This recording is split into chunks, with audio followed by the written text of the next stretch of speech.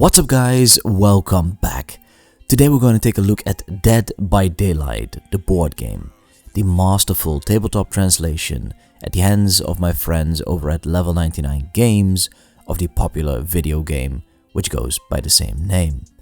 Now the game has come out a few short years ago, but has seen a re-release in the form of a back order, following the launch of the Dead by Daylight Malicious Expansion, which is available right now, featuring 4 new survivors, 3 new killers, and 2 new realms for you to play through. I for one can't wait to get hands-on with this first expansion set, as I am incredibly excited about the base game, which at this point I have played numerous times in different setups, 1 against 4, 3, 2, and even in one-on-one sessions. Now, in good Level 99 Games' tradition, where there is an expansion, more will certainly follow. If you'd hop over to the Level 99 Games store, I highly recommend placing a pre-order of either the Unbroken Expansion or the Gatekeeper Expansion. Heck, why not both, will you? But just in case you were wondering what the devil is all about this Dead by Daylight stuff, how does the game look, and frankly, how does it even work? Well, let's just dive right in, shall we? In Dead by Daylight, you either play as the killer or as one or more survivors. The way to win is quite simple, really. If you're playing as one of the survivors, your goal is to stay out of harm's way and escape the maze. You do this by activating up to 4 generators, which in turn power the exit gates, allowing you to reach safety and rake up a victory point at the cost of the killer.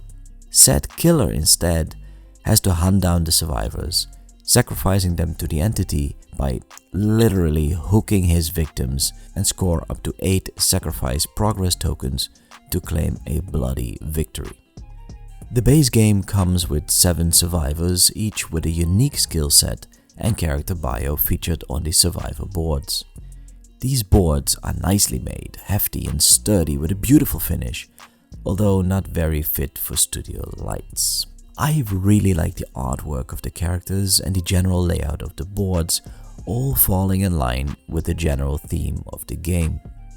The killer boards, much like the miniatures we'll be checking out in a bit, are somewhat taller than the survivor boards and feature beautiful artwork, skills, and special abilities unique to each killer.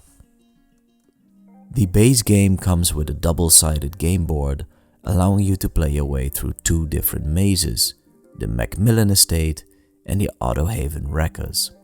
To move around the board at the start of each round, you have to select a movement card in such a way as to be able to make it over to a connected space. Once moved over, you have the opportunity to interact with one of the props or another survivor, or make use of one of your unique abilities.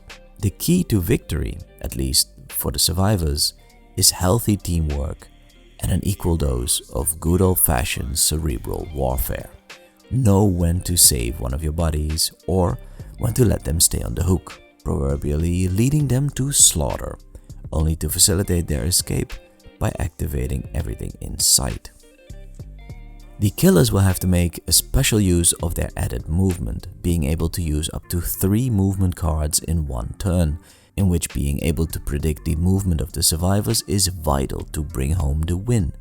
Chase them down, hurt them, and equip them with wound rings, and visit them again to sacrifice them on any available hook.